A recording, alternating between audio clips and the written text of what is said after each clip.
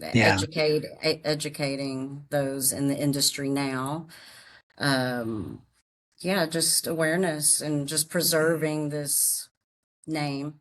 A labor Showco. of love. Yeah, it's a labor of love. And there's no other definition than what she's doing. It's certainly not for profit. It's not for recognition. It's just to archive the history of her father's company. He was one of the original engineers and employees of Showco, and it's in her blood, to get it out.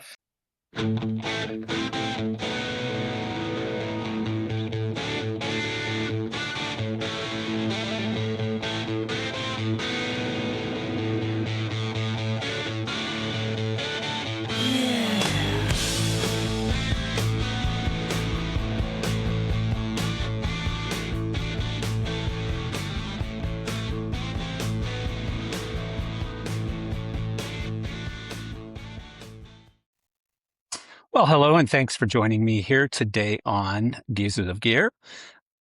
Good to see you again, as always. So today, I have a great episode planned for you, and I'll tell you about that in a few minutes. But first, I wanted to talk about this Live Nation stuff. I'm not going to pick a side on this battle. I have some strong beliefs, sort of in both directions, in a sense.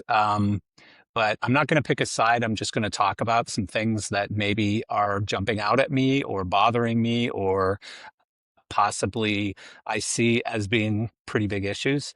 And so first, I saw NEVA, which is the Independent Venue Association, probably National Independent Venue Association, I'm guessing, making statements to Congress. And it was pretty enlightening, pretty bold, big statements, very passionate statements that were pretty easy to grab onto and listen to and really accept as real problems, significant problems in our industry. If you haven't seen any of these, go to I saw it on Facebook. You can go to Facebook and search for NEVA. And you'll see several people, including one guy, I forget his name. He's the owner of Crowbar, which is actually closing this month due to this problem, or at least that's what he says. And so it's really hard to disagree with much of what is being said. Like, I've never been one to advocate for breaking up businesses. I'm pro-business. I'm a capitalist. I believe in capitalism as a sort of business model or as a model for citizens. But I don't really believe in breaking up businesses, but this is an interesting battle, and I think it's going to continue to gain momentum. And I think that there's a lot that is being said that's very true and that is problematic. Also, I'm wondering if you've seen this blue dots thing with regard to specifically stadium shows. It's actually really interesting. It's got to do with seats that are sitting empty in many of these stadium shows.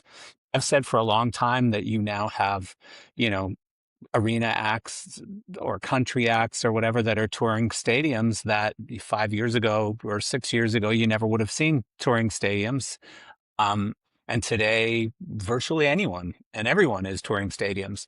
And I've heard the reason being potentially that, or partially, that Live Nation owns a lot of these stadiums, and they do.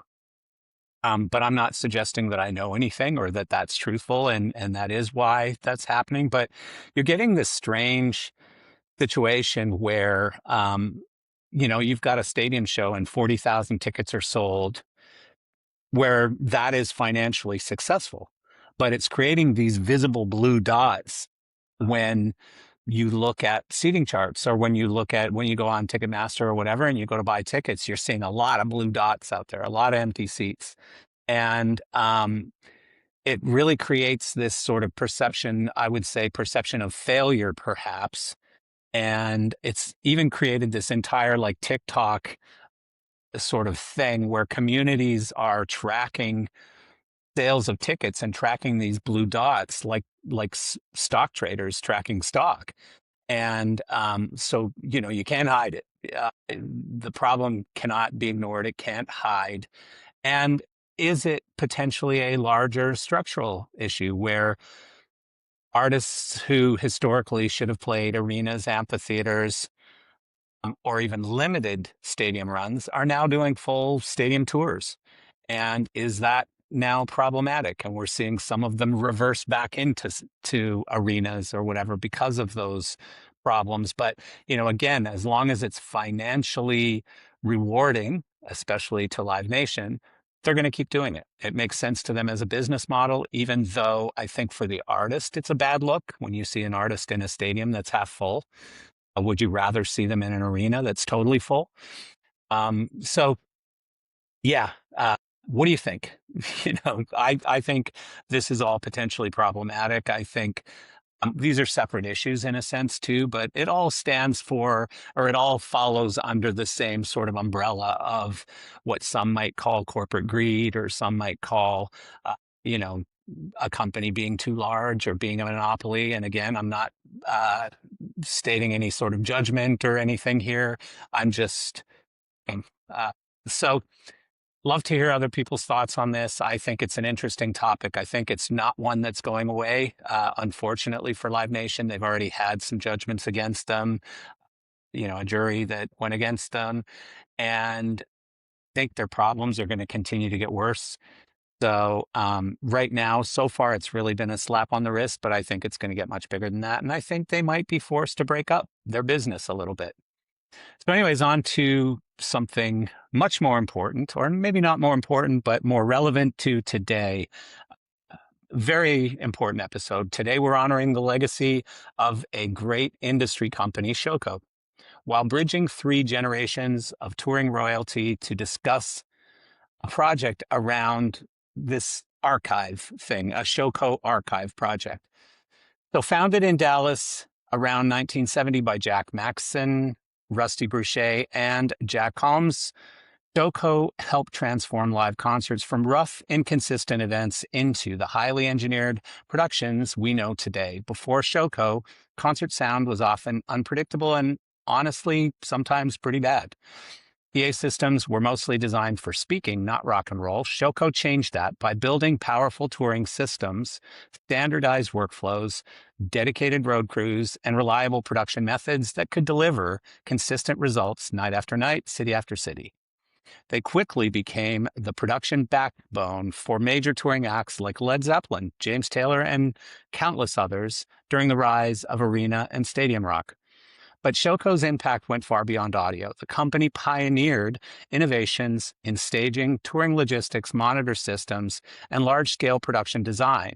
Then came one of the biggest breakthroughs in entertainment technology history, Verilight.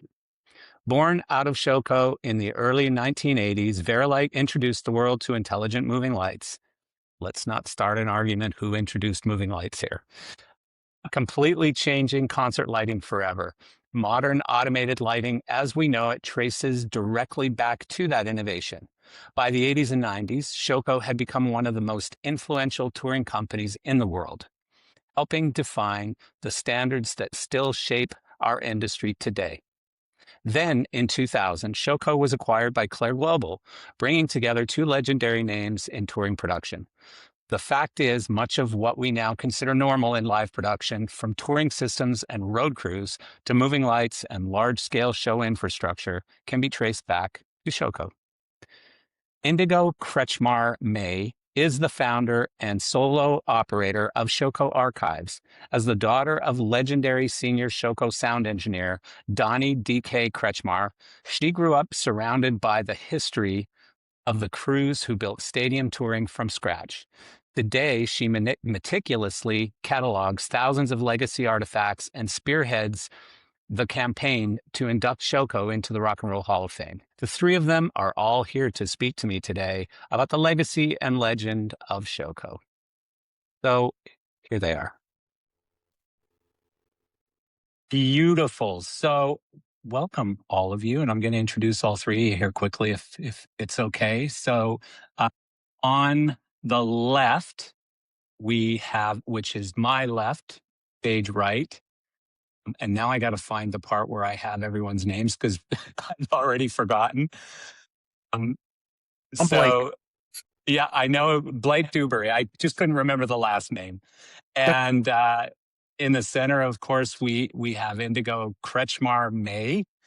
And then on the right, we have the lovely and wonderful Jonny Roberts. And so welcome all three of you. This is sort of a cool panel of people who have done a lot of really cool things. I guess more the bookends have done the really cool things. And Indigo, you just were born into it. You were born into some really cool things. And so on that note, before we get into like the technology and the history, and there's obviously a lot of history related to Showco. And by the way, I did an intro before all of this where I talked about that and I talked about your backgrounds as well. But Indigo, I want to start with sort of the human side of all of this. And so what was it like growing up in a Showco household where your dad and his friends were literally building modern touring in real time? What was that like? And what do you remember from it? I remember a lot, and then there's a lot I don't remember. Yeah. Was awesome. I'm an only child, so I was taken to all the well, not all the parties, but a lot of the parties. Rehearsals and concerts. I mean, I guess I was kind of musically spoiled. So yes, I saw a lot, exposed to a lot. I think I turned out okay. Despite all that. Remarkably. Yeah. No, it was awesome. I mean, I have great memories and stories being in that Showco world. There weren't many other engineers and stuff taking their children to the parties and to the office. So yeah, I was fortunate enough. Maybe the people working with my dad didn't like that. I don't know. Oh, we always loved having you there. For 50 years, ETC has made a name for itself in the world of entertainment technology. You can find ETC products in buildings of every size across the entire globe. Broadway shows, rock concerts, sports stadiums, outdoor parks, TV studios, and convention centers, you name it. They have all trusted ETC to make their spaces beautiful and safe. Many of these spaces include rigging systems to keep them running smoothly and safely. Fortunately, ETC Rigging offers a range of hoists and controls to accommodate the unique needs of various production spaces and budgets. ETC's motorized hoists and hoist control systems raise theater technology, including stage curtains, lighting equipment, backdrops, projection screens, and more. And the recent addition of Prodigy Balance, a new counterweight rigging solution for loads up to 1,200 pounds, brings more options to venues looking for safe, user-friendly rigging. If you need backstage rigging that is easy to learn and safe for students and volunteers to use, Prodigy Balance could be the answer. ETC is known for its customer support and 24/7, 365 availability. But now, employees have even more of a personal stake in maintaining that reputation because ETC has become 100% employee-owned. Each person building the rigging systems, developing the control software, and answering support calls is actually an owner at ETC. Outstanding support, reliable products, innovative technologies. This is the foundation of excellence ETC has built over the past 50 years, and they plan to deliver more in the next 50. For the latest ETC products and installation news, visit etcconnect.com.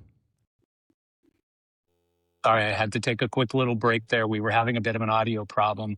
So yeah, we were Imagine talking that. about imagine that with you two guys here, but we shouldn't really be. You know what the funny thing is though? I've been doing this podcast since 2018, I think. The most problems I've had have been with friggin' front of house engineers. It's always Well, the sound guys. It's yeah, always the see, sound guys. yeah, we were both monitor engineers, so Oh, there you go. we can Well, understand that statement 100%. can't blame you then. Can't blame you. It must be me. I'm a lighting guy. Oh, yeah, that's even worse. Exactly. Causing a So buzz. Yeah. It usually does. You're right. I mean, that's funny that that works out like that. So going back to where we were, Indigo, we were talking about, you being around the guys and around the shop and all of that kind of stuff. Like you were probably dragged along like, luggage or something, like just go hang out in the corner. I'm going to, get this system set up for Genesis or whoever, right? Like, so you probably had access to some really weird situations. Hmm. Yes. I mean, I guess you could say that. Anything memorable? Phew, there's so many. I mean, Anything particularly memorable?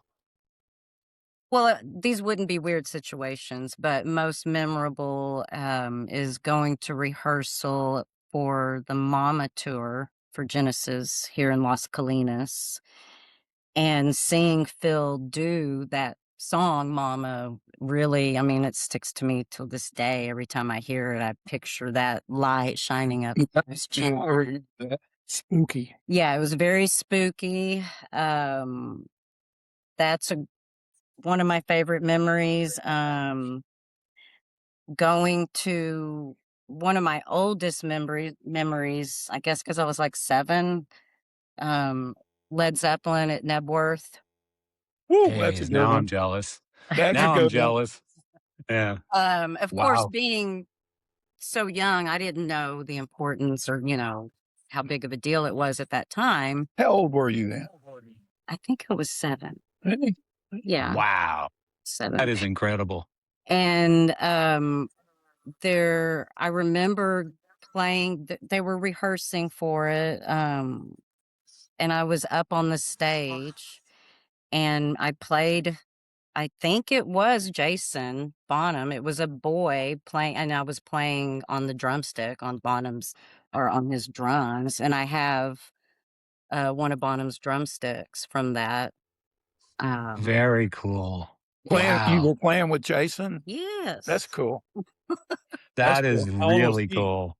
About the same age? Yeah, I think he's maybe a couple of years older than me, but I've been trying to meet him face to face to talk about that and bring him the drumstick, and hasn't happened yet, but I've managed to get him a Showco t-shirt, which he wears. Ah, But yeah, that was pretty memorable. And Benji Lefebvre took my mom and dad on a boat ride, a canoe ride through the river there in London. Can't remember the name of the river.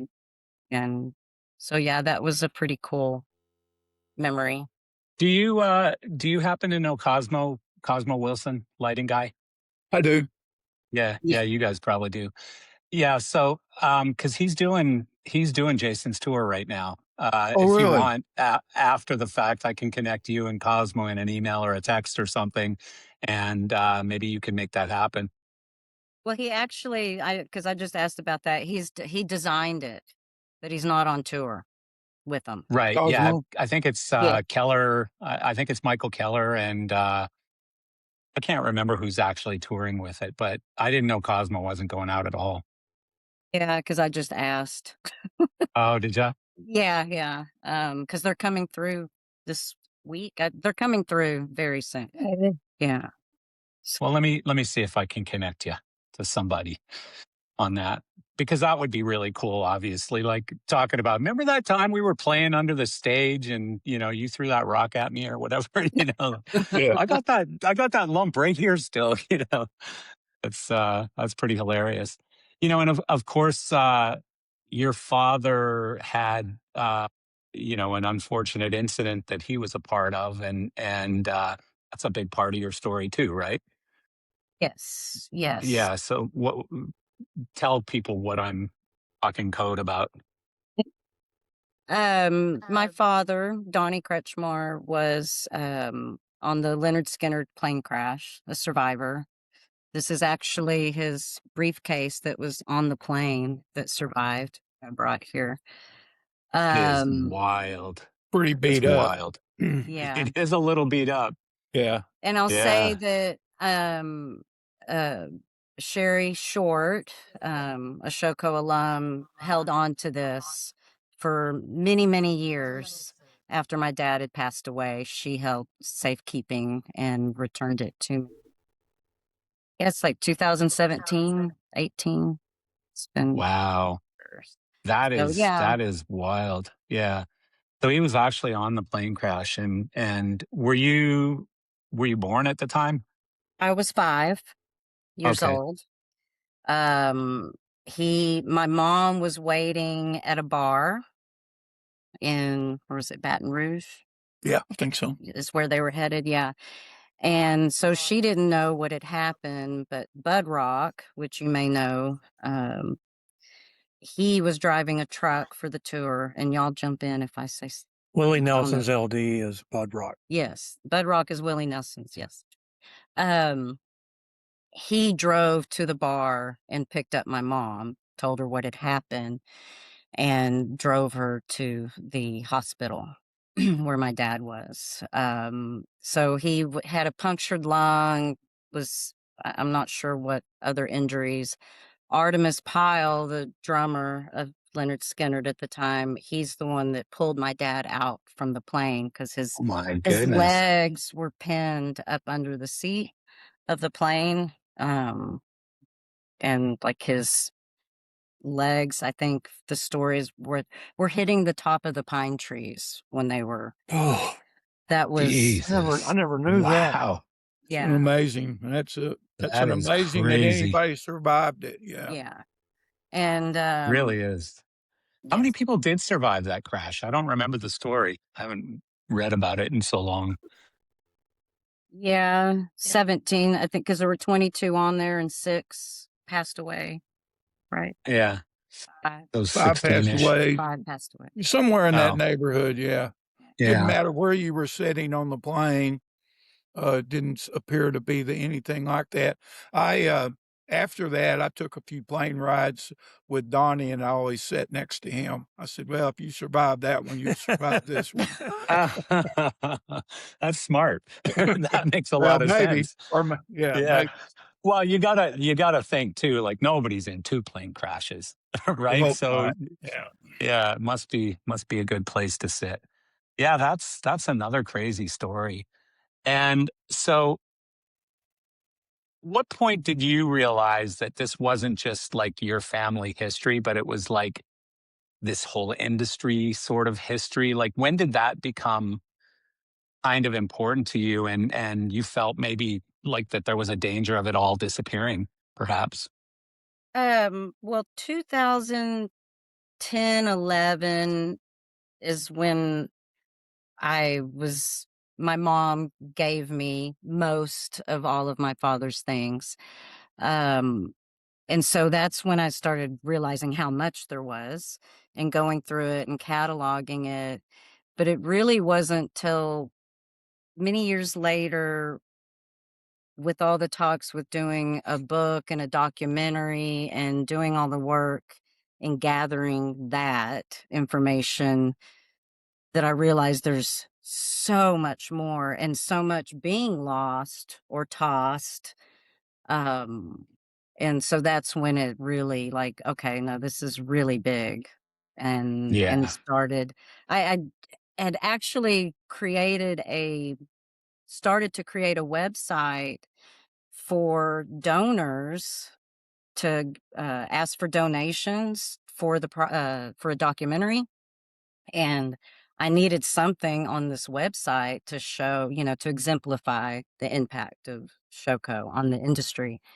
And when the documentary fell through for whatever reasons, that's when I took that website and completely just changed it and started pouring everything into it. And since then, And I've had to that's change platforms because I outgrew GoDaddy, had to go to another platform in which this is not finished. I mean, it's probably only 50%. I mean, there's so much content to upload. yeah. And Yeah. It's a so lot of work, and you're doing it virtually by yourself, right? yes, Ish. Yeah. yes, I have a volunteer here and there. Um, doing with data entry, and then some alumni come into my makeshift office and help. And so, yes. It's a labor of love for her. She's really taken the bull by the horns and really, really produced some really cool stuff. I every time I go to the website, I'm amazed at how well everything's been documented. Uh, Even the smallest thing, a lot of people wouldn't think that somebody would want to look at a stage plot from Kiss in 1978 or something, but there's so much interest in all of the stuff that she documents, and it's a wonderful thing to look back on for anybody that had anything to do with live touring during those years. Yeah, I mean, and trust me, Indigo, I understand the problem because there's building the website that we're looking at here, and I want to poke around, and you can sort of direct me. But there's doing the actual work. There's raising money to help pay to get all of this done. So it's not only are Well, you working and for free, but I have to yeah. interject on that because I have not raised any money to do this. I have not Oh, asked for really? any And money. No, this has all been, she self-funded everything, you know. no, I Wow. self-funded. And Wow. then the swag shop, which is separate from the website, that's a whole other entity in itself. Yeah. In raising funds with reproductions, but also these guys swag, and ephemera, to help them get rid of it or do whatever, And donate the Yeah. money. yeah, and donate it She to. donates money. She's not taking profits from it, which is blows my mind Yeah. because it's such a intense project she's taken on, you know. But Yeah. But I Well, love it. I and mean, I oh, enjoy it. that's obvious. That's Yeah. obvious. There's no other but reason you'd be doing in it. this day and age, you have rabid fans, especially as we get older. You have people who have money, and you see it with people buying vintage guitars, people buying vintage cars, people buying vintage anything. Yeah.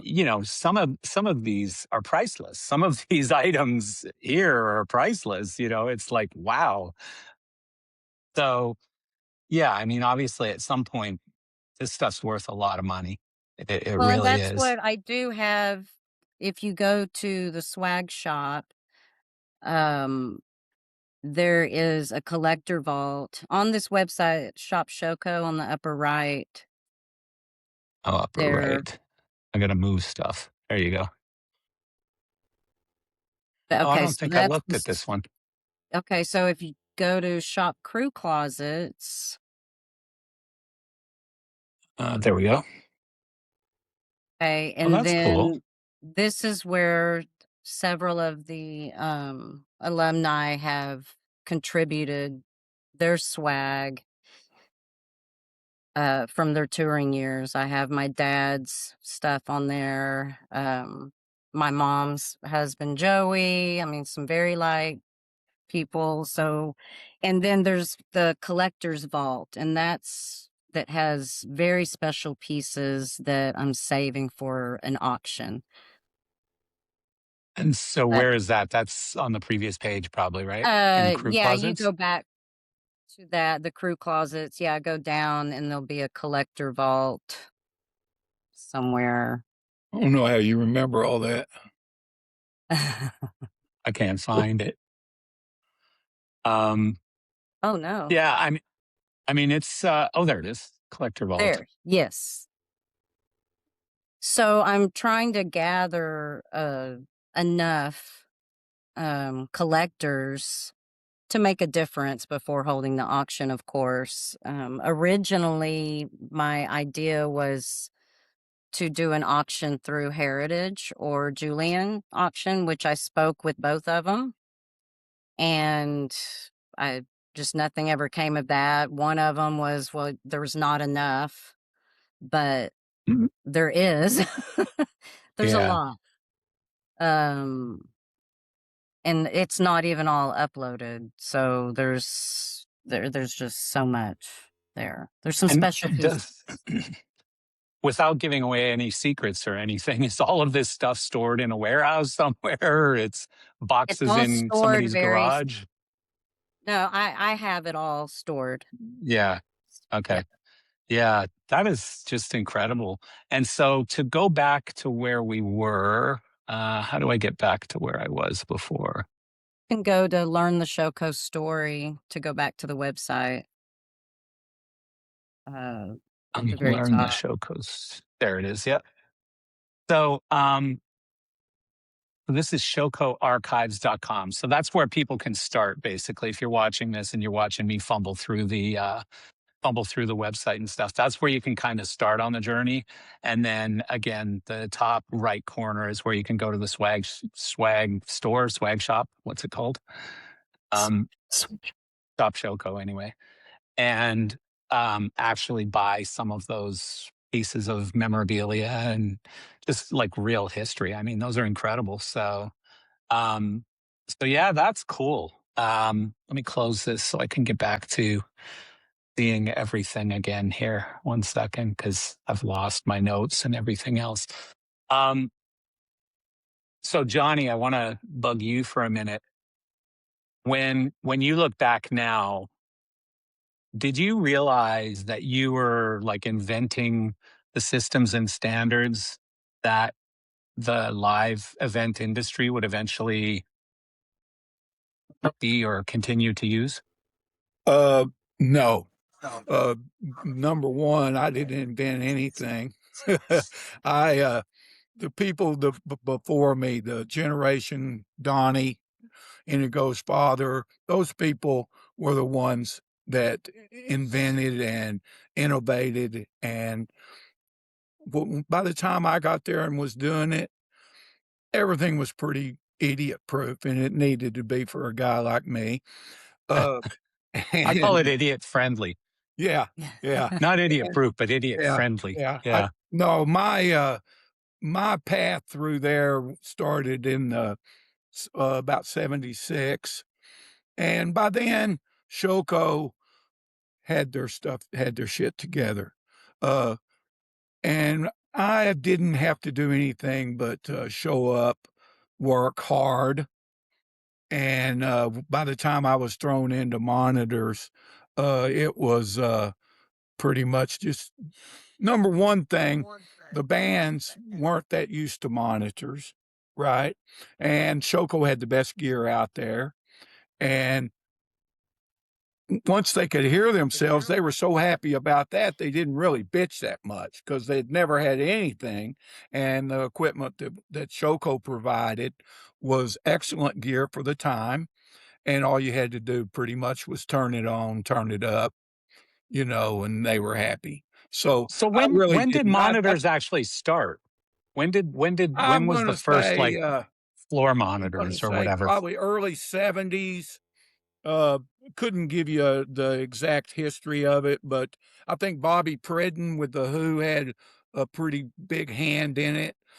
He turned PA cabinets, put them on the side, and had full mixes going through there. I think that's kind of where it started. I wouldn't bet on it, and I'm a gambling Yeah. guy, but somewhere in that vicinity was Yeah. probably when they first 72, 73, something like that. So Yeah, I never actually really thought about that the fact that there was a time when there weren't stage monitors, when, yeah, the bands just had to kind of hope that it sounded okay, you yeah, know? there weren't PAs either. They just True, go in yeah. and plug into a gymnasium sound system and off, and have 2 or 3 microphones on stage, and that was it. So Yeah. it evolved. The Blake the has Beatles something at he wants to Beatles say. at Shea Stadium, Yeah, yeah, it certainly brings back yeah, memories of like how yeah. bad it really was back then, Well, right? that's one of the reasons that's one of the reasons the Beatles quit performing is because they couldn't hear themselves. They couldn't, it was nothing, Why would we go out and do this? We can't hear it, and nobody's listening to Yeah, yeah. it. Sorry, Blake, you're trying to talk. He is. Well, I was just going to say that the superboard that Showco came out with in the early 70s was a 30 input and 3 output. And so you had left and right. And so the third output could be for a reverb, or it could be from sometimes eventually they started using that third output for a monitor mix back to the stage. Fold it back. And so that was really probably one of the first, Showco attempts at doing monitors was off the superboard. And that was what year you said? Probably 71 or 2. Oh, 72. wow. You think Superboard Yeah. was in 7? Superboard wasn't built till when? I'm thinking 72. Well, I don't think so. A little later. Yeah, we may have a discrepancy there, but I'm pretty sure it was built while I was at Showco, which would have put it in the 76, 77 era. I may be, either one of us could be right, but in 71, 72, they were using yellow mixers and, knobs the size of a bicycle tire. And, it was a totally different thing then. But, You know what I love about these kind of discussions, though, is it creates lots of comments on our YouTube videos because we have a lot of people who will be fact checking this and will let us know, it was 75 and a half. And there's no doubt about it. Anybody that fact checks me and Blake on technical things will probably have a list of stuff. So are we speaking of the same superboard that's at Chuck's? Yes. Okay, so this is how you can fact check it is Chuck Conrad at the Texas Broadcast Museum has the James Taylor Showco Number one. Superboard number 1. oh, On wow. display. Yes. So, Interesting.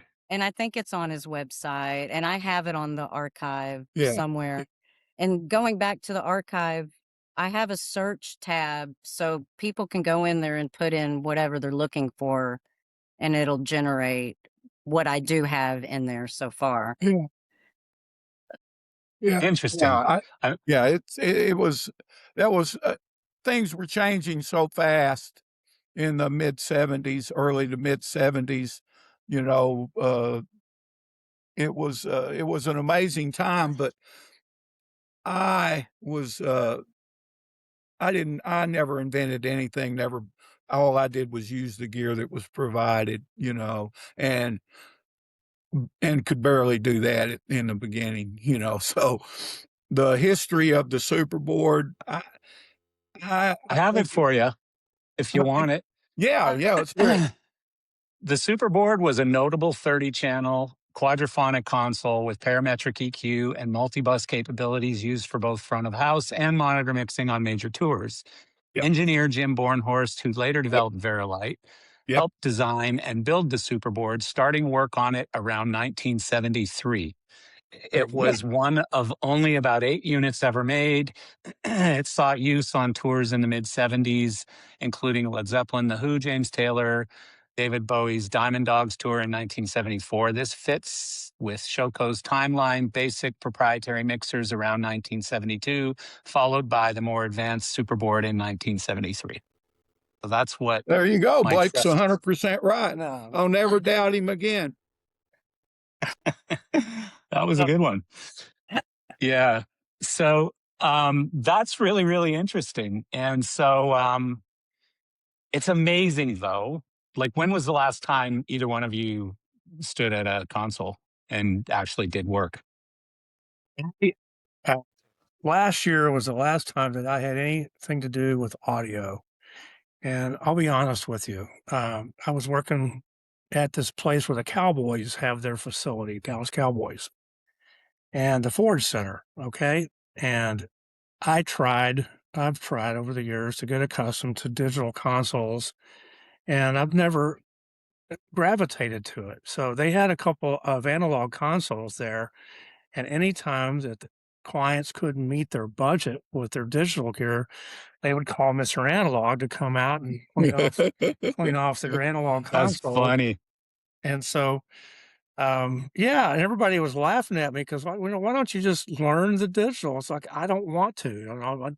I gave up audio a long time ago, and I became a production manager after my years at Showco, and I always hired sound men. So I like audio. I used to love audio.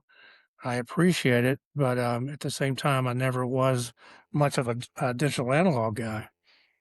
You So know, it's gotten so complicated. Like, it's just, I guess in a sense, it's gotten a lot easier, but like, I was never a sound guy. I was a musician, but I could walk up to a Soundcraft board or something and be able to make it sound decent, get a nice sound of a kick drum, and the drums would sound pretty good. And I'd get the guitars and stuff to the right levels. So I could handle a normal console, analog console fairly well, and understood how it all operated with all the outboard gear and everything else.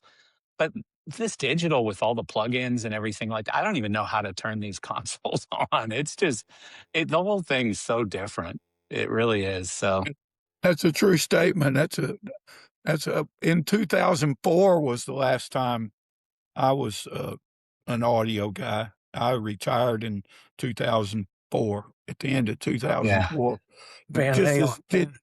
just as the digital age was, really coming in, so yeah, yeah, it's a whole new, and I was a minimalist, I yeah, mean, you didn't need all this crap, especially with the Showco gear. Just turn it on, turn it up, good night, see you later, bye. yeah, yeah. So, I never went for all the plugins and, it just didn't seem to be necessary for the Well, client that I worked for.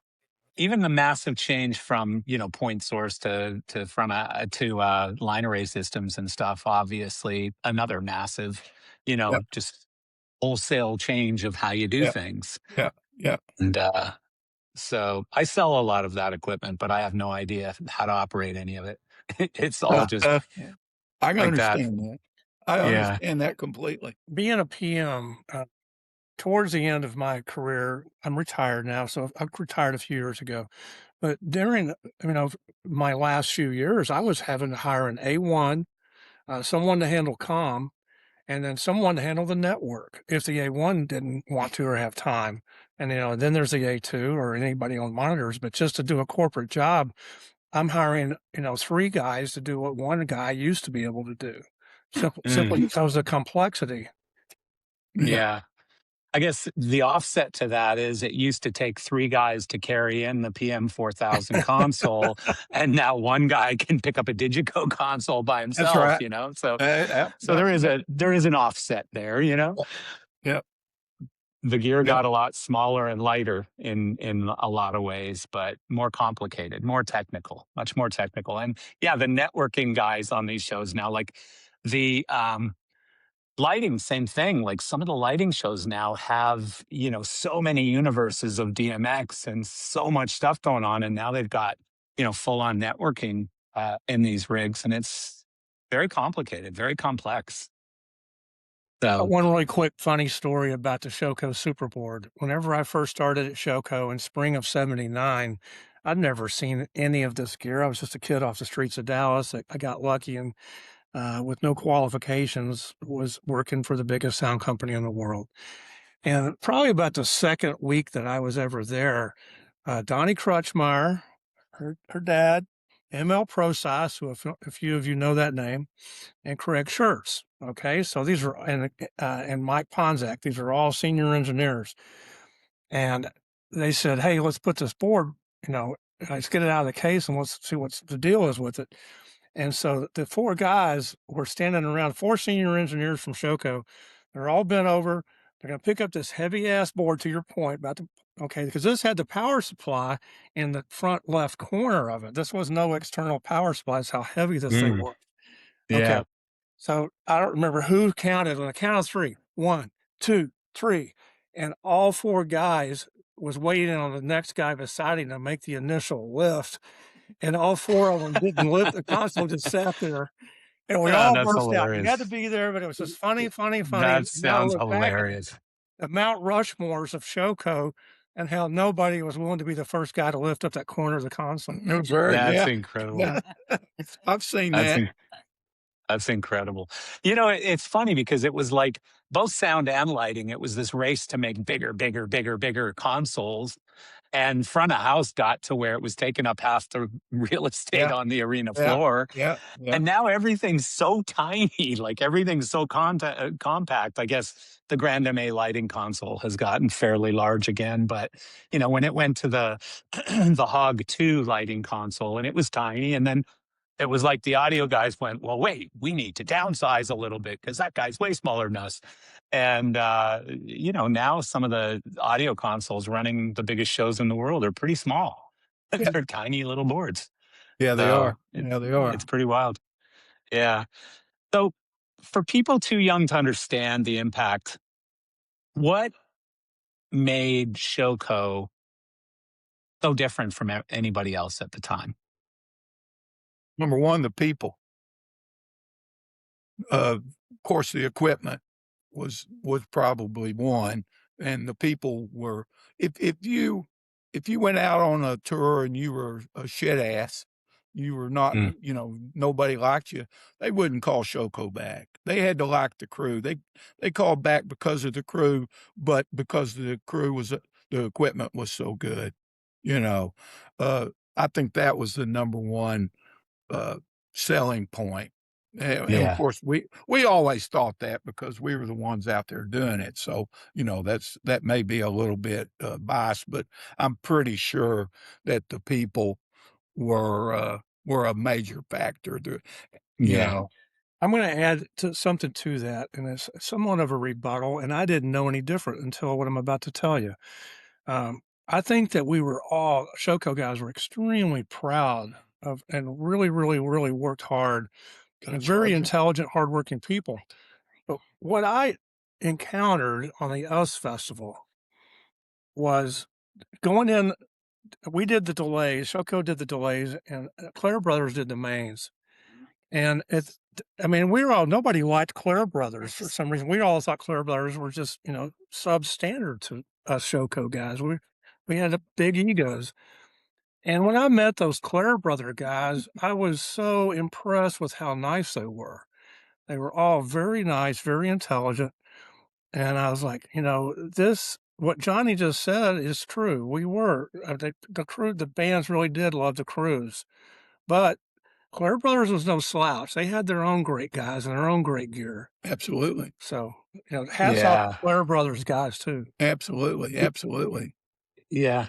Well, and, you know, like if you look at the people that came out of both of those companies, Showco and Clare Brothers, but certainly Showco with Rusty and Jim, and you Oh know, yeah, just geniuses of you know, who created so much stuff in our industry. So many of the just evolutions of our industry came from that foundation.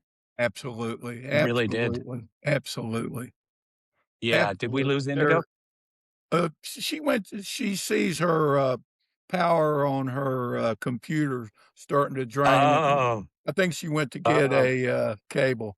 Looks like yeah. it's starting to drain.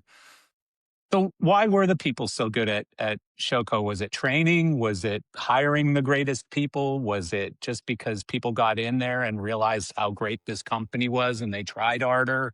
Like, what was it? Well, if you weren't a nice guy and got along with people, you didn't last. So Yeah. that I think that was probably the number one factor is she's going to power it up now. And a big Probably filter. the number one factor in it is the people that weren't friendly or thought they knew everything or had a bad attitude. They just didn't make it. That's all. Yeah. So Yeah. only the good, friendly people were still available to tour. You know, you didn't last long if you couldn't get along with people on you're on a bus or a whatever. You know, back then a car, a rent car, or whatever. You could Yeah. you know, your true personality showed pretty quickly. So you Yeah. didn't there were a few roadies left on the side of the road during the years. Yeah. Yeah. I mean, it's funny because even at the scale that the industry's at today, where people are fighting really hard to get more crew members on all of these shows, and, you would think that that bar got lowered a lot, like to a point where any idiot could get hired on a tour or whatever. But the bar's still pretty high, and you'll still get thrown off pretty quickly and certainly, Blake, you having been a production manager most recently, that firsthand. Inner Circle Distribution, and Clay Packy. If you've been in the industry for a while, you already know the Sharpie name. It redefined what a beam fixture could be. Now ICD and Clay Packy have taken that legacy and brought it fully into the modern era. The all-new Ultimo Sharpie keeps the compact form factor that made the original so iconic, but delivers an entirely new level of performance, pushing up to 100,000 lux at 20 meters. And for today's demanding environments, it's built IP66 rated, ready for outdoor shows, festivals, and any condition you can throw at it. Color is no longer a limitation either, with fast CMY mixing replacing traditional color wheels, giving you full flexibility without compromise. Add a built-in frost for softer looks, plus dual rotating prisms for rich layered aerial effects. Movement is everything you expect from a Sharpie, even faster than before, precise and dynamic with added features like infinite pan. And for seamless integration into existing rigs, there's even a Sharpie emulation mode, making it easier to drop into legacy setups. Same icon, completely reimagined. Clay Packy Ultimo Sharpie, sharper than ever. Check out icd-usa.com for more info. icd-usa.com. All right. We're back. Here we go. We had a little power problem. See, it's the audio guys again. Always the audio guys. So, Blake. Oh no, I don't want to go to that question. I don't like that question. Oh boy. So one of the I'm a lighting guy. So one of the biggest things Showco gave to the world was Verilight. I think so. Anyways, you might think it's Absolutely. the super board or whatever. No, absolutely. Yeah. So you guys were there at the time, right? When that was all going down, when that We happened? saw the prototype. Yeah. Jonny and I remember the prototype. Yeah. And to walk into the electronics shop and to see something doing this, because, panning and tilting and swiveling its little robotic head around, with this little old computer powering it up, was an amazing thing. And then to look at the gear system in there, it was noisy. The VL1s were very noisy. Yeah. Genesis had 44 of the very first on that first Genesis tour, 83, I think. And on stage, you could hear, Yeah. Do you remember the Genesis Mirrors tour? Like maybe Yes. then there were, well, that's kind of where where those angles and that type of thing kind of sprang from, Yeah. that I did that Mirrors tour, and that was quite a just the reaction of the lights bouncing off those mirrors. The crowd went crazy. And then Yeah. years later, I went to a Genesis show in Syracuse when Verilight was first employed, after a couple of months of being on the road. But the first time I saw it, I went, "Oh my God, it's just a whole new world." I mean, it was unbelievable. The crowd reaction just to the lights. Well, can I add to that? Of Please do. course. Well, he brings up the 78 Genesis tour. So one of the things I enjoy so much about doing the archives is I'm always receiving emails from just big thank yous to doing what I'm doing, to adding to the archives. And I just received one recently to someone and I have to go to my phone to read it. Good. And well, that's actually my email to Rusty. Hold on. Okay. Sorry, I'm having to go to. Okay, they were called the Century 2K Lycos. On the Mirrors tour? Yeah, they Yes, use Lycos, yeah. there were these lights that were designed He and would they know what ended up not using them. Well, somebody emailed me who owns these, like currently has the originals from that. Oh goodness! Yes, Wow. they're right here. And they're in the UK Oh, look at those. In Showco cases. in Showco cases. And they wanted to share it with me to add to the archives. It's amazing. And it also came, oh, so you can see can you see? Oh yeah, that's There it is. cool. Kinda. Yeah, Yeah. that's awesome. The motor box, and there's the Lycos. Yeah, that's awesome. Yes. So And cool.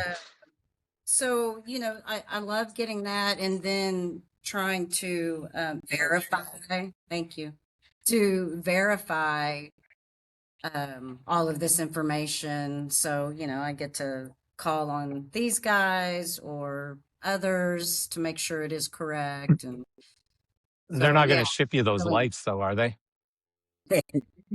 I think they are for sale. So that is, yeah, Oh, are that's, they? I That's cool. think. Yeah, you can Um, get a listing up on your site, anyways, and somebody could I want to buy them, is what access I'm that. thinking. well, yeah, it's not easy. I've already been contacted by other people that have some Showco speaker horns. What are the name that they were used on Or the the big radio? Yes. fiberglass mid bass, the Dixie cups. Yes, he bought them from Charles Kitch here Yeah, at Sound yeah. Pro. And They're sitting in a barn. yeah, and they're sitting in a barn, and this guy wants to get rid of them now, but a semi is going to have to take them away, and I can't find anybody. Planners.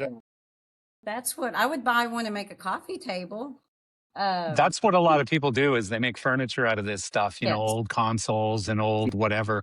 But I actually have a very good friend who's got a lighting museum who would probably buy those fixtures. And, he might not spend a huge amount of money, but he'd buy them and put them in that museum. And I happen to know another company that's archiving lots of things that are related to this kind of stuff that would probably also be interested in them. But yeah, I mean, it's cool how much of this stuff is floating around out there. And how, like, to guys like you guys, the industry probably feels fairly young. But when you show young people some of these things and you say this is from the 70s, they're like, whoa, the 70s, like that's a long time ago. Yeah, That's, it oh was. my God. Yeah, that's like hundreds of years ago, the 70s. Memory away. But our industry really is that young, like, I mean, Yeah. a 50 or 60 or 70 year or whatever it is industry that really you guys were there at the beginning of it, like, or very early, very close to the beginning of it, when just before you were some of those shows where there were no monitors and hardly a PA, or you were plugging into the horns, the intercom system in the room or whatever. Yeah. It's really incredible. So are you, on that Verilight note, Indigo, are you trying to preserve the Verilight stuff as well? Only what is in along with the Showco stuff. If it's there, Yeah. yes, I document it and put it on there. But no, I haven't. That since they're still going, Yeah. they're still a company, but I do have plans to reach out to them to see if they'd like to, collaborate and exchange Yeah. documentation and stuff. I tag them on social media. Yeah. That's about as far as I've gone. Yeah. Because I have a lot of other, collaborations going. So I know where the first prototype, the one number one Verilight ever was made. Years ago at Showco, I went in one day because I thought, man, someone is going to steal this prototype. So the VL1s were already out, and they were just making history. And so I went in one day with the idea that I am going to take this prototype for safekeeping because I don't want someone to steal it. And I never had the intention of stealing it. But when I went into work one day, like on Monday morning, the prototype was gone. And I was like, oh my God, someone beat me to it. And so years and years and years and years, I never knew who stole the prototype VL1 until about 2 years ago. I told this story to Jim Barnhorst, a genius that was, one of the three or Yeah, four of geniuses course. behind the VL1.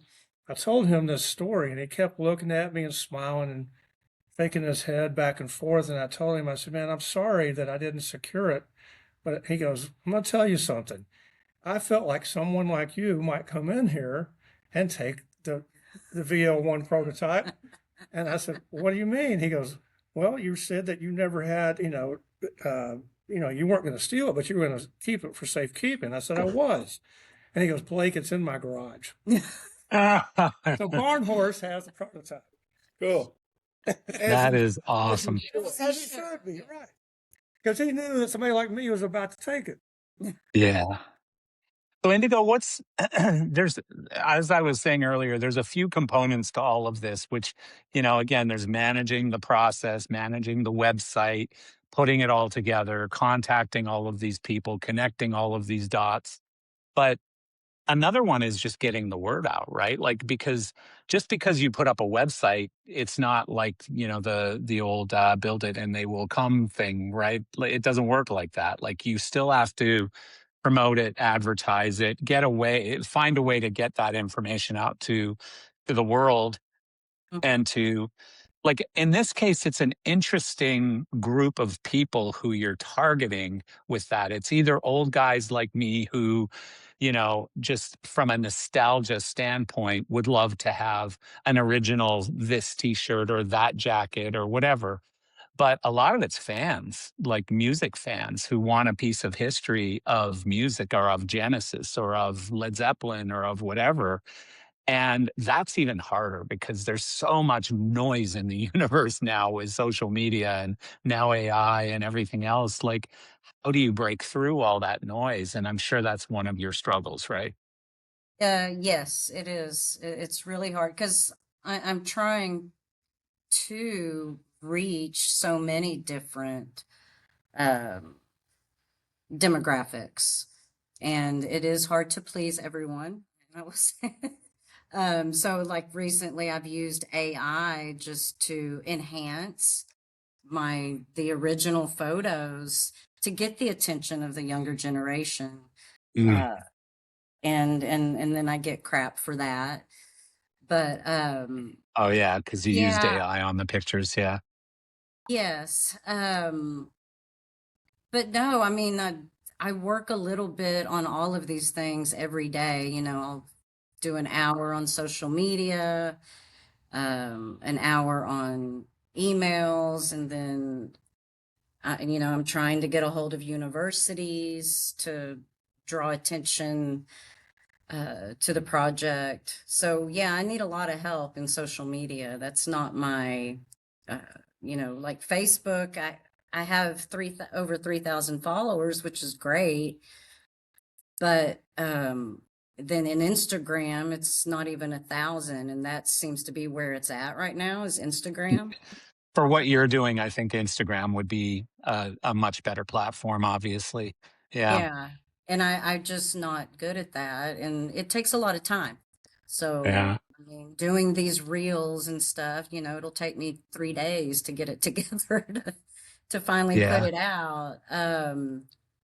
So I guess that was your question. Just, Yeah. No, yeah, I just, it's it's not difficult. easy what you're doing. Yeah, because first you have to collect all of this information and put it all up on this website, and so that's a couple steps. And then, getting eyeballs on it is the most important part. What is like your goal? Like, what is the ask? I guess once all of these things are on the site, is it about selling product? Is it about awareness? Is it both of those things? Like, So yes, it is several. So no, it's not a merch store. I mean, ideally I would love to, like I said earlier, have an auction and all of that stuff just be done there. And so make a big donation so I can focus on the archives and finish getting everything uploaded. And I mean, there's just so much more to put on there. And yeah, awareness. Yeah. educating those in the industry now. Yeah, just awareness and just preserving this name. A labor of love. Yeah, it's a labor of I love. mean, there's no other definition than what she's doing.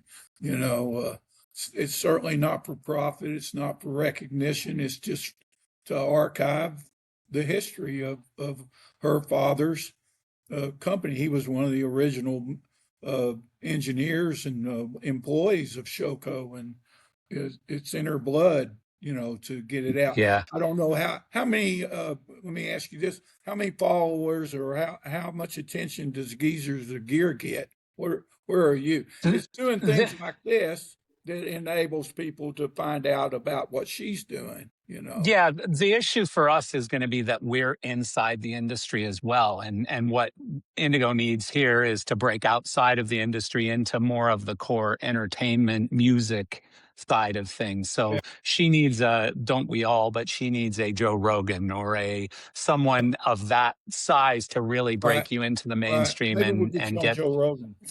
yeah, that'd be I a good mean, one. I I'm mean, a I little bit have, smaller than Joe, I so love being a creative. I mean, my mind is always going off on ideas and things I want to do. And,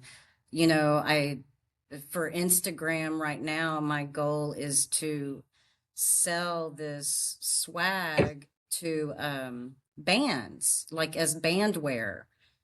mm, Because, I see them, they're wearing these vintage shirts, but they're buying them at Walmart. It's like, no, you can come yeah, here, support the industry, wear the real stuff. Um, you know, but it's just getting it out there. And I've sent yeah, free shirts to people and influencers with promises they would wear it and tag me, and it doesn't happen. yeah, I think my biggest one has been to get Taylor Swift a James Taylor Showco shirt, because I've heard that she was named after James Taylor because her Cool. parents are big James Taylor fans. Hmm. So to get her a Showco shirt, James Taylor on the back, and I have several, to get that, those people to recognize what Showco was. And yeah. Yeah, all um that stuff is just so hard though, because again, it, like if you're Taylor Swift, there's so much noise coming at you. of So it's course, almost, yeah, it's almost like you have to connect with her family member or her best friend or her cousin or whoever, who then just hand delivers it to her and says, hey, this would be really cool on, such and such song or whatever. But, it's like people ask me all the time, how do you make a video viral? Well, you don't make a video viral. It becomes viral. No one knows how exactly to make that Right. happen. There's all kinds of snake oil salesmen out there that'll take your money and say, I'm going to make your video viral. But it doesn't go viral unless a whole bunch of teenagers go, this is the coolest thing ever. You got to see it. And suddenly it goes viral. It's a very organic thing that I wish I had the magic ingredients to figure it out, Yeah. but I Yeah. don't The know. recipe for But that.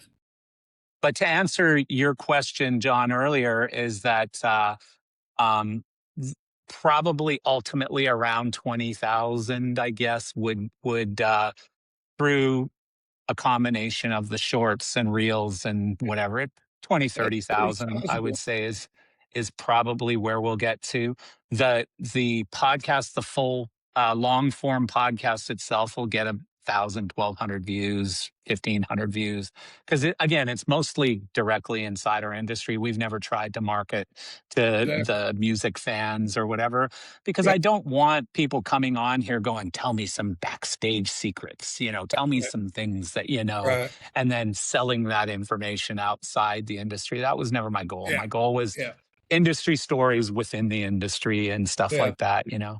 So that when you come on here and you tell a really nasty story, I'm going to keep your secret pretty well. I'm not going Yeah. to go out and sell it to, Entertainment Tonight or whatever. TMZ, that's the big one Yeah. now. Yeah.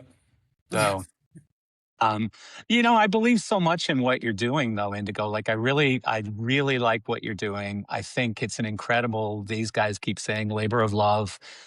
It obviously is that you're spending, I'm guessing, most of your waking hours working on this. So, It's some of her sleeping hours. Yeah, my sleeping. I yeah, sleep. I dream Showco. yeah.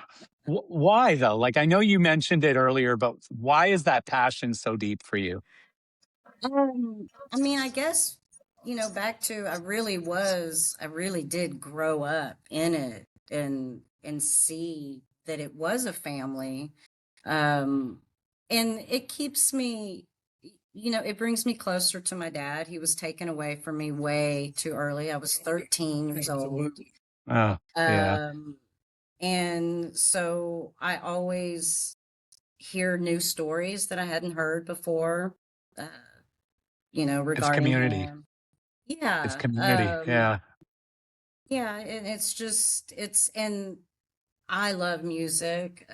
My husband loves music. And so it's just enjoyable for me. I mean, yeah, I may complain a little bit because I need We all help and do. it's a lot. Yeah. But Yeah. I'm enjoying it. And Yeah. yes, I wake up and it's what I do all day. So. I assume your husband's incredibly supportive and doesn't go to you once every couple weeks and say, Indigo, when are you going to get a real job, honey? Oh no, no, no, not Yeah. at all. It's actually because of him that I was fortunate enough to, when COVID happened and I was kind of done in the teaching world, it was a little much. I wouldn't have gotten this far with the archives without my husband's support. So yeah, That's he is very cool. fully behind me and yeah, no, he loves it. He loves hearing all the stories. It's Yeah. good. Really Yeah. quick, before we before we go, she has mentioned that her dad, Donnie Kretzschmar, was in the Leonard Skinner plane crash, but when he wasn't working full time with Leonard Skinner, he was doing this other band called Led Zeppelin. Okay, so Little band. Little band. so Yeah.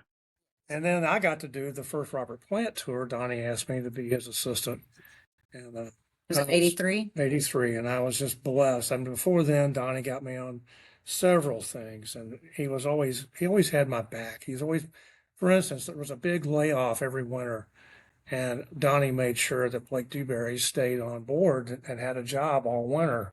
So I was always very appreciative Yeah. of Donnie Kretzschmar. Yeah. Anytime you got to do something with Donnie, it was always a real treat. And I did several projects with him, and he was such a laid back guy. No matter what, he never lost his cool ever. Never saw Yeah. it. Well, he was really Yeah. like Steve McQueen. He really had this. He was just always so cool. Yeah. Yeah. That cigarette and smoke was coming up. Perfect blonde, curly hair. Yeah. Good looking guy. And You can pull him up on the website. he was always just Oh, really?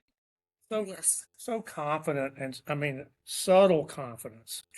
Yeah. Something you probably don't know is when your dad first got sick and he was out on plant, I flew into the show and replaced him. The show there when he first got sick. Yeah. And I stepped thought right Randy in. would have done that. They called me and I went. I only did one show as a London show. I didn't do the tour. I just did this one big show they had in London. And all I did was just turn it on and do everything Yeah. he'd been doing. They thought I was the greatest. Like I'd invented something. All I did was just turn on what he had going on, We had Was the that- Harrison consoles in '83. The Harrison came out. Donnie and I got the first Harrison consoles, and then all this new electronics. The Showco was after Van Halen moved on to audio analysts. Well, Showco threw a lot of money. He's quit throwing money at the very last and put a lot of money back into the sound company. And Donnie and I took out the first Harrisons. I'm sorry to interrupt, but it was such an innovative thing to go from these crappy consoles on stage to the Harrison. The Harrison was made a huge a difference. great difference. We were major league with the Harrisons. There's Donnie. Yeah. That picture is probably Led Zeppelin right there. Yeah. Is that the And picture you were talking about, Indigo? There's a bunch of pictures. Well, yeah, if you go to the learn more I've Oh, okay. created a whole page. Oh, So that- wow. So that picture was taken by Lewis Lee. And I believe it was at what was the Star Wars Starship? Yeah. Starship I was Encounters probably standing pretty close to that picture there. tour. I did that tour with him. And that's a Stevenson 30x8 console sitting there. Can you imagine the things we did with that console? There was nothing, no knob. There was no unity on any particular knob. There was every input. Unity was, 0 was somewhere, between. Anyway, it wasn't ever the same. You had to go through and figure out whether it's 9 o'clock or 3 o'clock. exactly. Yeah, all those. That's great pictures of him. Yeah. Yeah. I mean, he was I'm fully heterosexual male, but he was a good looking dude. Yeah, he was. And, I hate to say it with his daughter sitting here, but, it had to be tough touring with him. You couldn't get any action around this guy because he was getting it all, I'm sure, Well, let me say this. He wasn't getting any action because he had a loving wife at home. Oh, okay. The whole time? The whole time? Yeah, he was known as okay. Blue Odie. Good. Yeah. Wow. Wait, this is incredible. Okay, you scroll up. Scroll back down. Sorry. Which one, everybody? With the vest. With the vest. Yeah, look at that. That's 1974. That's when he first started, and that was with the band. Which picture are we talking about here? The bare-chested vest at the upper right-hand corner. With the torn. Oh, okay. Yeah, I couldn't see it. It was behind a little screen on my. Yeah. Tim Johnson actually sent that. Yeah. I did quite a few or several projects. We used to do CBS conventions, record conventions, all the record jobbers and everybody would be there. And Donnie would always assign me a piece of cake gig for those. We always had a great time at those CBS record conventions, London, Miami, Toronto, Chicago, wherever they were. Yeah, there's a little picture of Donnie and Indigo right there. Right here? Yeah. This one? Wow.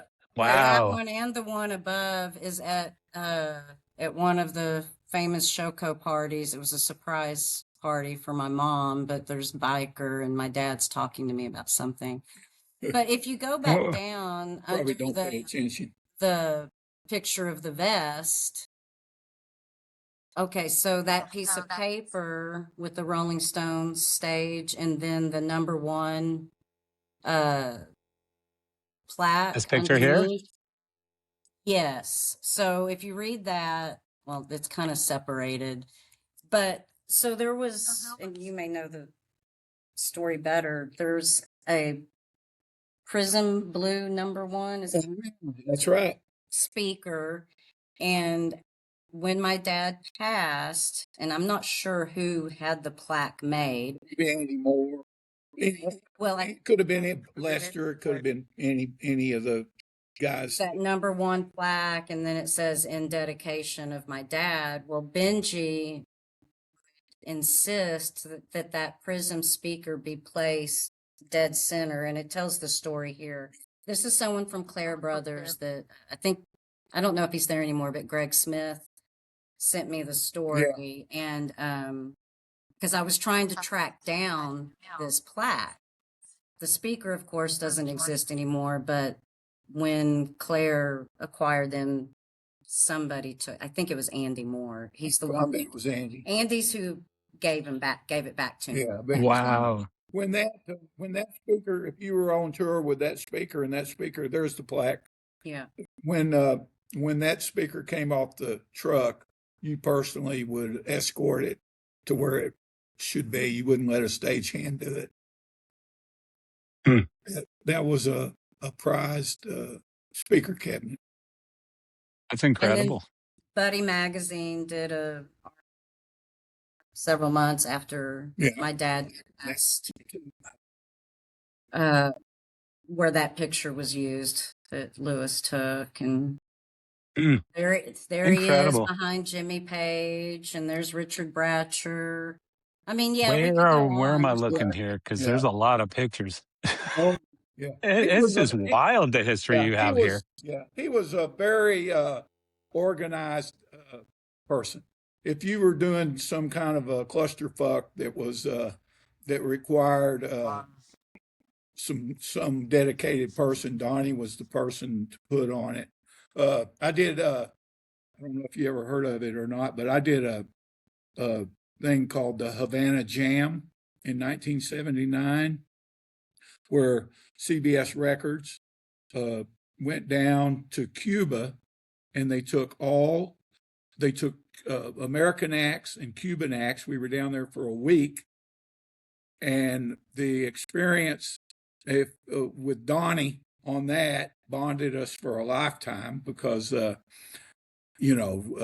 to Cuba with all this equipment and the logistics of it all, and Donnie was a major organizer. There's pictures of them on the website. I've seen them. Wow.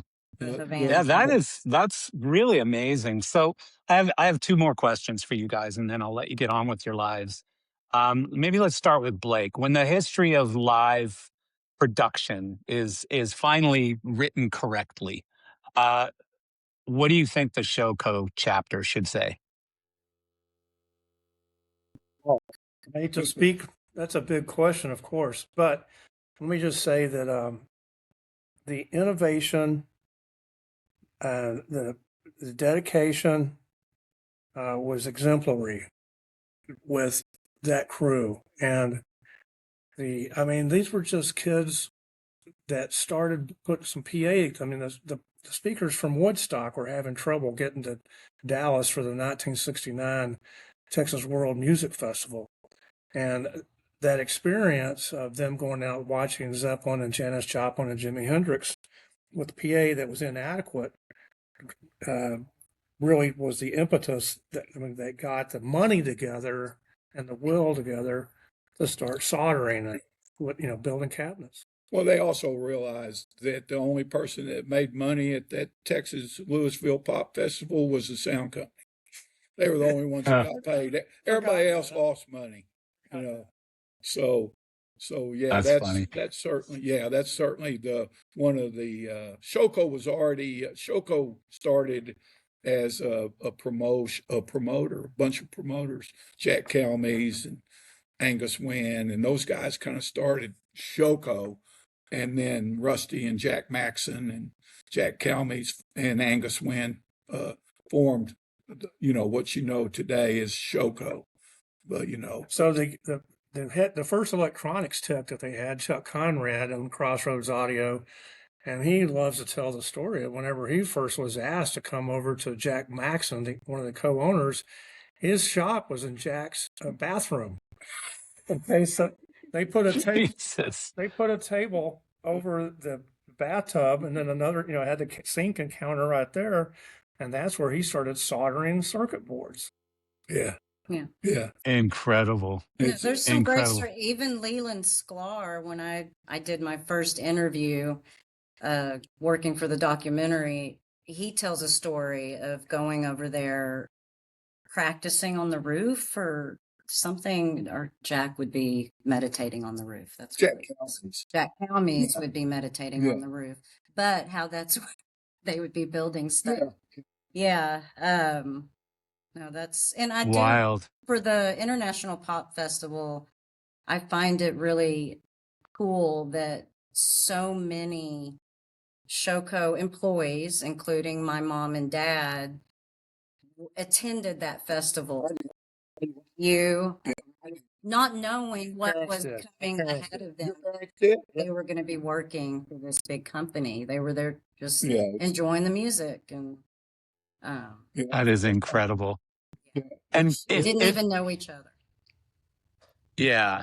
If you could go back and stand side stage at one classic Showco moment, which show are you choosing and why? It's easy for me. Is it? Yeah. First of all, I would like to say Genesis, but I wasn't ever on a Genesis tour. But anytime I ever saw a Genesis rehearsal, or my jaw was down because of the musicianship and the lights and the professionalism. Yeah. And then Phil Collins was the drummer for Robert Plant's first tour that we did in '83. But 1A and 1B for me. As I was 23 years old, and only been in the business 10 months when I saw my first Van Halen show in 1980 in Vancouver. And to see that production and that power of those guys in their primo prime was something to behold from the side of the stage. Yeah. And I was Alex Van Halen's monitor man. And then Jonny came out the next year to handle the front three. And Jonny would probably say the same thing. I'll let him speak. But 1B for me, or a close second, was Mötley Crüe. Shout out the devil. I mean, it was a baby Van Halen. And My dad Wow. was one of he did rehearsals. He did rehearsals with us and got the first couple He of was shows. smart enough to leave. Anyway, so yeah, for me, I mean, early Van Halen and early Mötley were extreme forces of power. You know, it's funny. I had Doc McGee on this podcast once, and we were talking about that scene. And I don't know if you ever saw the Netflix movie The Dirt about Mötley. And when Doc is standing on the balcony and he says, you know, I've worked for Bon Jovi and Skid Row and whoever, nothing ever prepared me for this. Because they were just like full on mayhem at the pool behind the hotel. And so he was telling me some of the truth behind some of that stuff. And he also, when he was on the podcast, he told me about why he actually got fired by Mötley Crüe, which was totally entirely different than the story that they told on the movie, which, like, it was something about him saying something offensive to Nikki's mom or something. He never met Nikki's mom. And it was all about the pyro that they weren't allowed to use in the Moscow show, but Bon Jovi had pyro. And both were managed by Doc. And so the Mötley Crüe guys lost their minds because Bon Jovi had pyro and they didn't, and they didn't. that was that. That's about as petty as you can get, you know. And it happened. Yeah. Happens somewhere on a daily basis. Might be. I mean, when you're young, you know, crazy, drug infested rock stars who live in excess every single day, you know, nothing really matters too much, right? Like, there's not a lot of depth in much of. Nobody ever tells you no. Yeah, You never hear yeah. no. That early Van Halen, though, had to be mayhem. Like, I'm pretty sure I saw that show. I lived in Calgary at the time, and I don't remember if I saw it in Calgary or somewhere else, but I saw pretty much every Van Halen show that came through until early Sammy Hagar. I was a bit of a rebel and didn't like the Sammy Hagar stuff when it first came out. Now it's most of my favorite Van Halen stuff is the Sammy Hagar stuff because he was just such a good singer, still is actually. Yeah. But that had to be mayhem being on tour with those guys too. Like, y'all have bit stories. unhinged. One quickie before we move on from me, and that is Doc McGee at the end of the Bon Jovi tour. We had this big celebration, and Doc came over to me and asked me if I would quit Showco and go to work with him to be the monitor man for Mötley. And I said, well, are you going to put me on retainer year round? And he said, well, what I can work out with you is when you're not working with Mötley, I've got an up-and-coming band in the bars in New York and New Jersey that you can do sound for. And I said, what are they called? And he said, no one's heard of them yet, but they're called Bon Jovi. I said, nah. Yeah, that's funny. That's hilarious. You know, it's like when Howard Ungerleider tells his story about starting with Rush and in a station wagon in Canada in the winter. And these guys were just a bunch of kids playing schools and stuff, right? And he's like, what the hell have I done with my life? And here he is 50 something years later doing a Rush tour right now, you know? Still with them, still doing a so, great job. Yeah. So he made a good decision back then. What about you, Indigo? Do you have any show that you'd like to be side stage at a Showco big classic moment? Even if you weren't born yet. Well, no, I mean, Genesis, Phil Collins side stage would be awesome. just because I loved the rehearsals. I don't know. That's a hard one. Yeah, it's a tough Yeah. one. I sat through, I did monitors on Genesis, drum monitors. I sat behind Chester and Phil Oh, on that Jeez. stage, and I probably have probably did. They toured a lot. I don't know the exact number, but certainly somewhere over 300 live Genesis shows sitting in that between Chester and Phil doing their monitors. So Oh, cool. yeah, that was Genesis. Genesis is one of the best organizations. There's a lot of great organizations, but Genesis in the 70s and early 80s, and I'm sure, to this day, it was the best organization I ever worked for, ever. I Wow. mean, Huh. they treated people from top to bottom. It was a beautiful, beautiful thing to work Yeah, with those see, guys. for me, it'd be a no-brainer, easy one, Led Zeppelin. Because I grew up in Calgary, Canada, such a huge Led Zeppelin fan. I had one chance to see them. I had tickets. I think it was I was visiting relatives in Ontario and we got tickets. I was 12 or 13 years old. We got tickets for Buffalo, New York. And that was when somebody died or something bad Right, happened. One of their kids died or wives died or right, something. right. I don't remember, Uh, but it was canceled.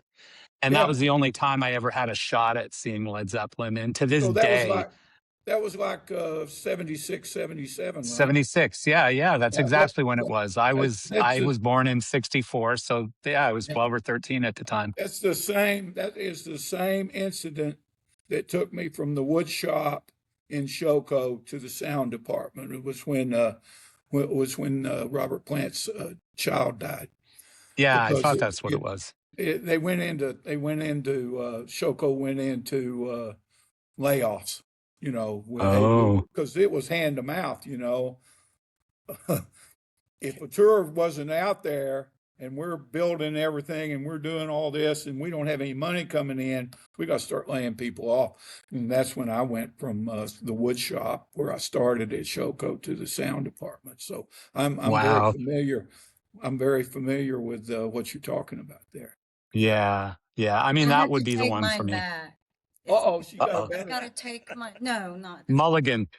a Da mulligan. David Bowie. Oh yeah, Oh, that'd David be a good one Bowie too. That'd is be a good that, one. and this is the shirt I'm wearing is a David Bowie, Oh, is it? 1976. that's Here, a what let's was see. that the white light tour? Oh, there you go. Can you see it? Yep, Yeah. Okay. And We it's blue velvet flocking. one of the originals. But my dad was on that Yeah, tour, yeah, yeah. and I would have loved to have been there.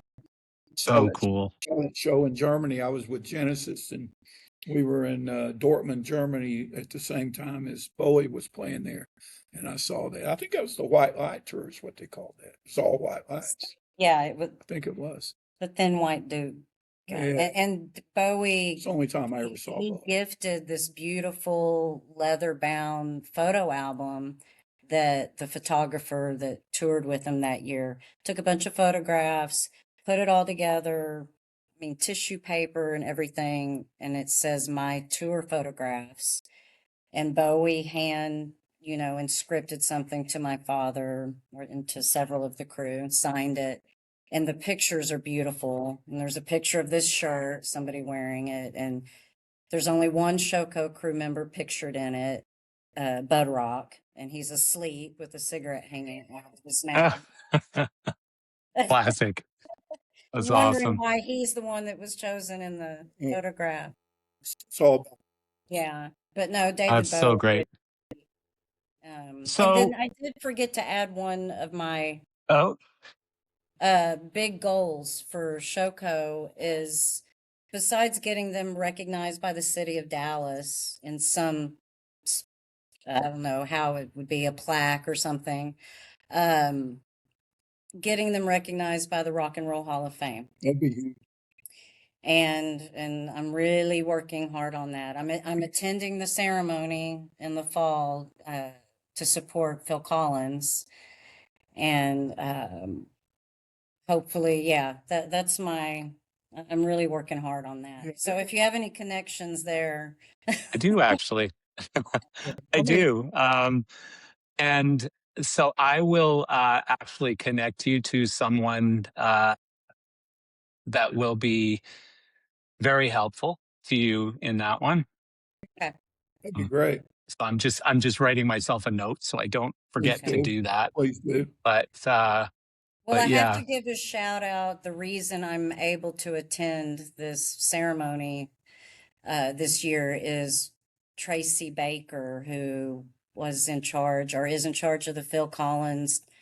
Wait, get Phil Collins voted in to the Hall of Fame. And she worked on it for 4 years, and now he's got voted in. So now it's got Phil voted in. He'll be But there. he is attending, yes.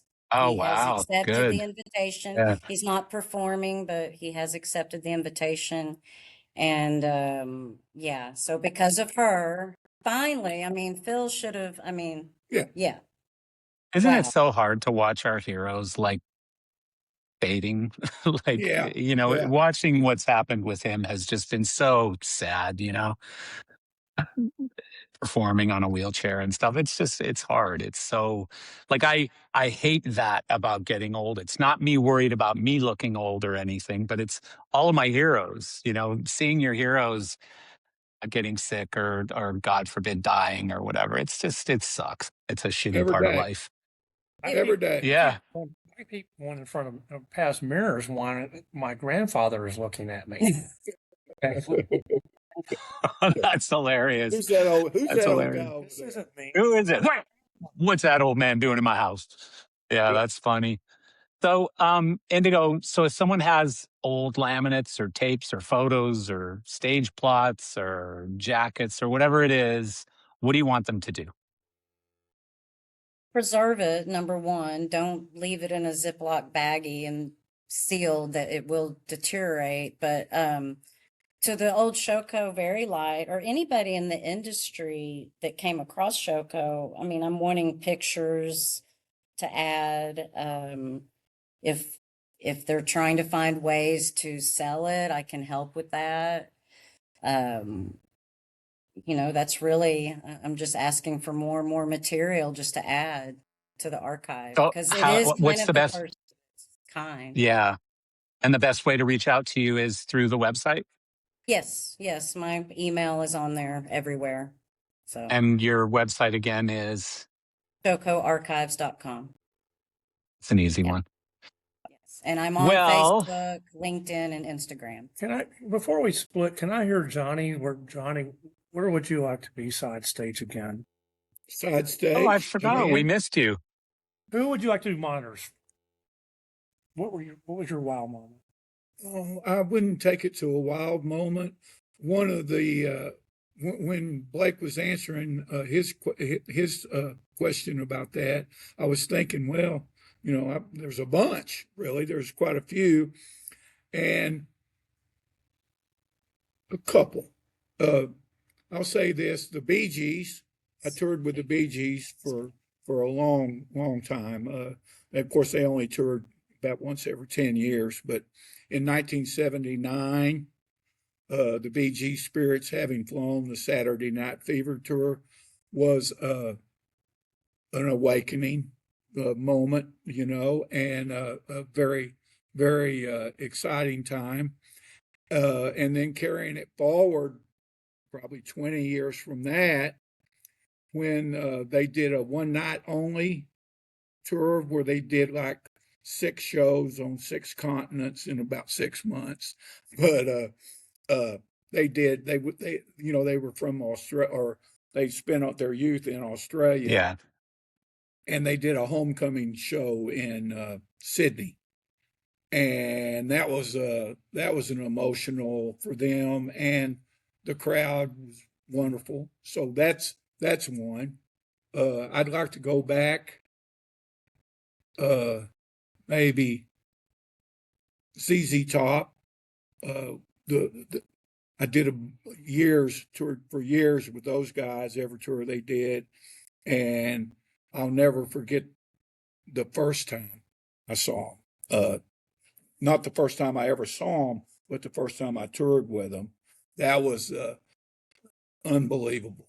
unbelievable what those three guys could do together, Yeah. And there's so many. They're really, it's endless. It's endless. I can think about watching Van Halen, doing monitors for Van Halen, and Mr. Van Halen standing next to me. He always would come into this little pit where you couldn't be seen, and standing in there. And Eddie was on top of the riser stomping in Madison Square Garden.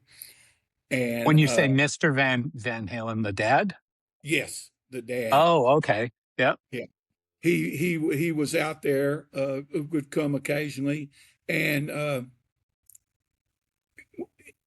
this is so Eddie's on top doing his solo, stomping up and down right above us, and then the crowd, when Eddie stops for a second, the crowd erupts yelling "Eddie, Eddie, Eddie, Eddie" for literally 5 minutes. Wow. Literally 5 minutes. And Mr. Van Halen comes over and grabs me, and he crying, and he goes, "My boys, my boys." That is so nice. That's like goosebumps. I got goosebumps right now. Yeah. Yeah. Like to Those me, type of memories. Eddie Van Halen was the Michael Jordan of guitar for me. Like he just changed the game. Michael Jordan, Eddie Van Halen, Tiger Woods, like they changed. It was Yeah. never the same after than it was Right. before. You know what I mean? Right. And they were the pivotal moment that everything got different. Yeah. And Eddie Van Halen for me has always been that guy. Like people say Jimi Hendrix and stuff. Oh, okay, you can argue that, but for me Yeah. it was Eddie Van Halen.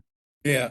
So yeah, I would have liked to be at everything you guys just said. I was never a big Genesis fan until later in life. Like back then, it was always Led Zeppelin and then Van Halen, and a lot of the '80s rock I really liked a lot. But that was just my age. I grew up.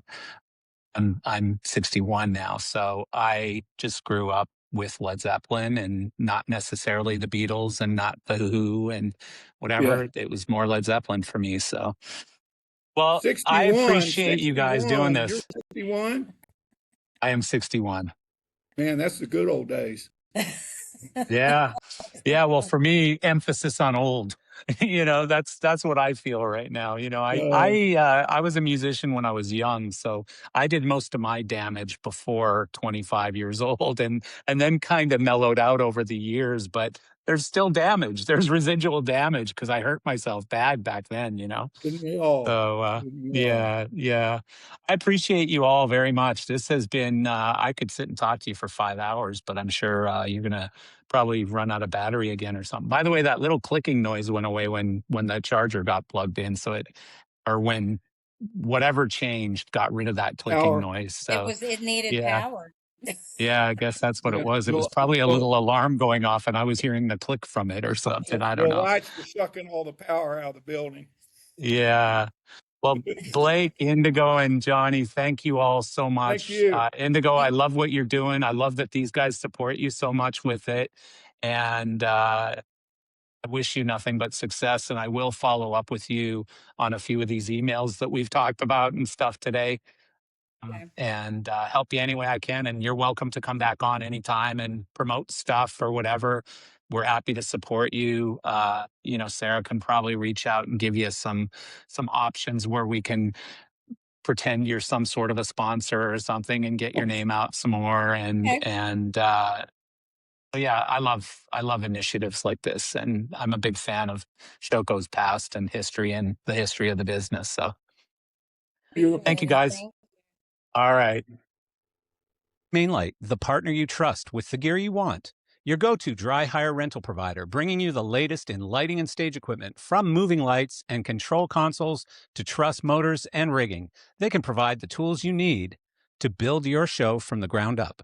Whether that means quiet profiles and ellipsoidals for a theater, powerful all-weather movers that can punch through a stadium setting, or fixtures with rock-solid color consistency for TV and film, Mainlight has everything you need to make your production shine.